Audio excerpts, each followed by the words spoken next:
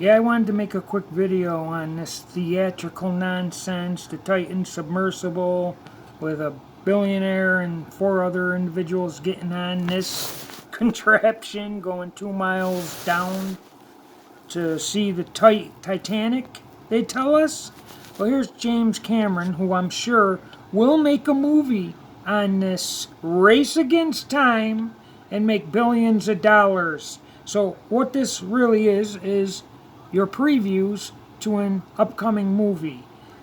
Now the point here with this guy, James Cameron, who did the Titanic movie, he's gonna let us all know what this is about. It's about Masonic manipulation and number 33. Whenever you hear 33 dead, 33 minutes, 33 days, 33 anything, that's their coding. Take a listen. Same area. Well, I've been down there many times. I know the wreck site very well, as does my friend Bob Ballard. I've made 33 dives. I actually calculated that I've spent more time on the ship than the captain did. My friend Bob Ballard. I've made 33 dives. I actually calculated that I've spent more time on the ship than the captain did. Now, if you believe a billionaire and other individuals got aboard this contraption with this little viewport and with mechanics, which you will not believe these people are about to tell on themselves, if you cannot figure out that this is theatrics, fear porn, race against time, nonsense previews that will lead to a movie, probably by Cameron himself, that will make billions. Take a listen to this. Now, this individual allegedly died last Sunday. He's the CEO or president. Let's take a listen. Wait till you hear this. If you don't understand what I'm talking about after this, you never will. This is Stockton Rush, the CEO of OceanGate and the designer of the sub. Last Sunday, as he was piloting the sub to the Titanic, it imploded, killing him and his 4 passengers. Oh, God.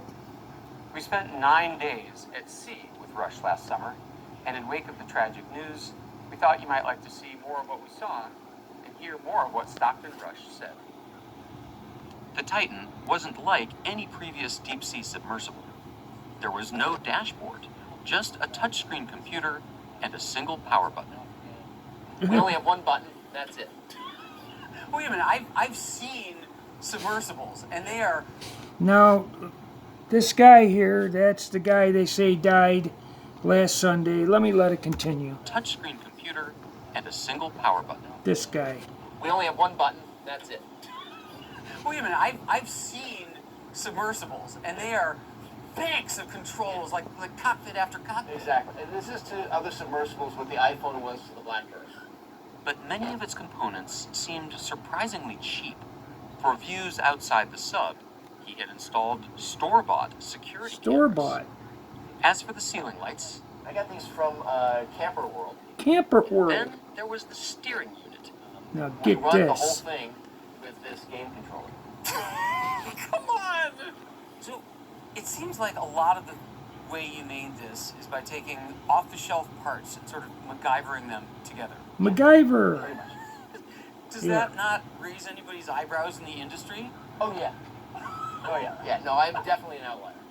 There were a lot of rules out there that didn't make engineering sense to me. So if you have any logic, you have to ask yourself this. Everyone I know keeps asking me the same question. Why would you get on that dangerous sub?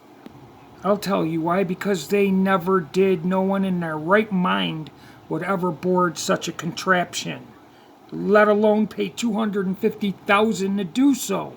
This is theatrics fear porn, people. This alleged incident did not take place. You've seen that they had the capability to have onboard cameras aboard this contraption, yet no footage of the passengers running out of air or radioing for help or trying to survive. Nothing.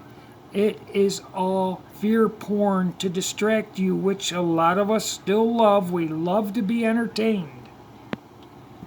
The Titan wasn't like any previous deep-sea submersible.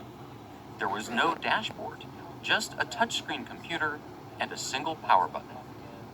We only have one button. That's it. One Wait a button. minute, I've seen submersibles, and they are banks of controls, like cockpit after cockpit. Exactly. And this is to other submersibles what the iPhone was to the BlackBerry. But many of its components seemed surprisingly cheap. For views outside the sub, he had installed store-bought security cameras. As for the ceiling lights, I got these from Camper World. then there was the steering unit. We A run Game the whole Boy. thing with this game controller. Come on! So what's really going on? They showed the other submersibles, which were high-tech, very expensive submersibles. What really happened is they probably sunk this junk, which they're showing you now was a piece of junk, and these are just previews to a movie they'll make billions of dollars. Don't you understand? Take a listen. Then there was the steering unit. Look, We run the whole thing Really? with this game controller. a Game Boy. Come on! So, it seems like a lot of the way you made this is by taking off-the-shelf parts and sort of MacGyvering them together. MacGyver, yeah. So what they did was they sent this hunk of junk down, let it get destroyed, no one aboard. They got footage here, look, that's inside the submersible in question. That's the one they say last Sunday went missing, passengers aboard, now they're searching, they found a debris trail next to the Titanic debris trail, and they can't differentiate between which debris is from which, the Titan or the Titanic. When the Titanic's debris would have barnacles all over it. These people are liars. The world is a stage, and these are your previews to the upcoming movie. They'll make billions of dollars. Who knows how much the company will get in insurance for the loss?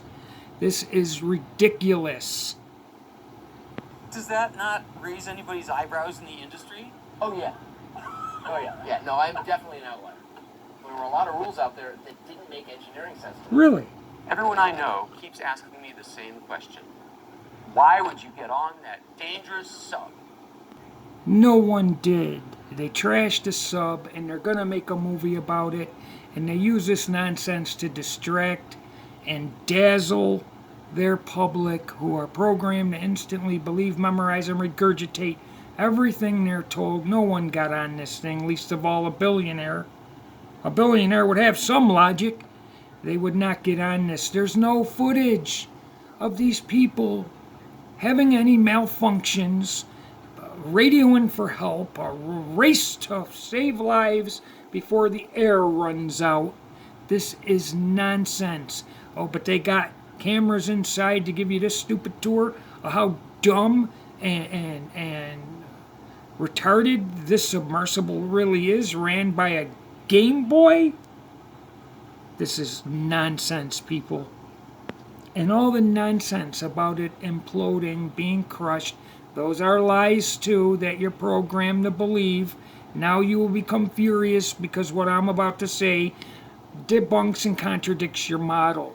Now, if you were to stand under Niagara Falls and have all that water come down in one direction, yes, that would crush you. But in the same amount of water or more in a pool or cavity, that water would not crush you because you are a part of the water. It is not going in one direction, it goes in all directions.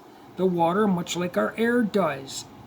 And you will not get crushed 2 miles down. It's ridiculous. Utter nonsense. So it's possible to dive down 253 meters, and these individuals were not crushed. You people need to wake up. Wake up now. Wake up. Rise and shine. And they go beyond 300 meters down. You people need to piece logic together and wake up. Do it now. Face reality.